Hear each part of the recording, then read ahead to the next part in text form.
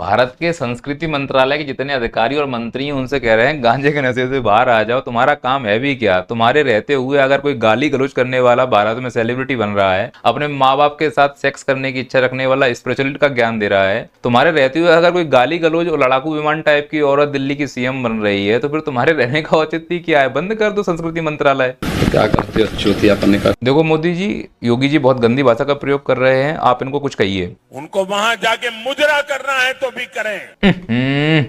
स्मृति ईरानी जी, अब आप ही बताओ, आप तो बाल विकास मंत्री रह चुकी हैं, अब दुग्गल साहब का क्या करना है। पेलना है इसको। हे राम, अरे रवि किशन जी तुम ही इनका इलाज करो, क्या करना है बताओ। लहंगा उठा दे रिमोट से। शक्ति आ गई है बहुत तगड़ी। ठीक है भैया, बन लो तुम भी रणवीर इलाहाबादिया। इतने तेजस्वी लोग हैं हमारे पास। हम 24 साल तक साइकिल नहीं खरीद पाए थे भाई। तो क्या उसका बदला पूरे भारत से लोगे क्या आप।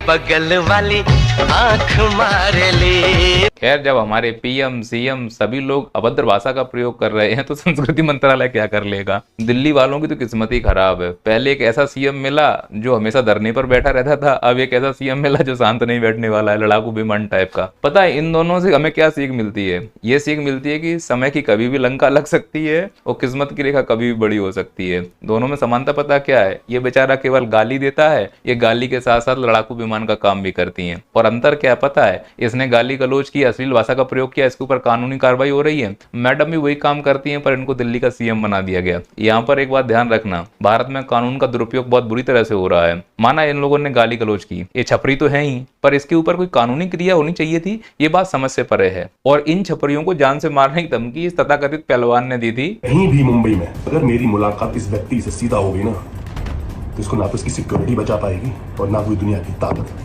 ये खुला घूम रहा है, इसके ऊपर कोई कार्रवाई नहीं हो रही है। और ये रीछ जैसा दिखने वाला बलात्कारी पैरोल पर घूम रहा है। तो मैं अब संस्कृति मंत्रालय के सभी अधिकारी और मंत्रियों से कहना चाह रहा हूं कि अगर नीचता और गाली गलौज करने वालों को पुरस्कृत करने का निर्णय ही ले लिया गया है, तो यकीन मानो मैं भी बहुत नीच व्यक्ति हूँ, मुझे भी कोई जिम्मेदारी दे दी जाए। मैं नीच बनने को तैयार हूँ, थक गया हूँ पढ़ा लिखा के। अब कितने शानदार विचार रखते हैं जी। आप भी लगा के देखिए, मजा आ जाएगा।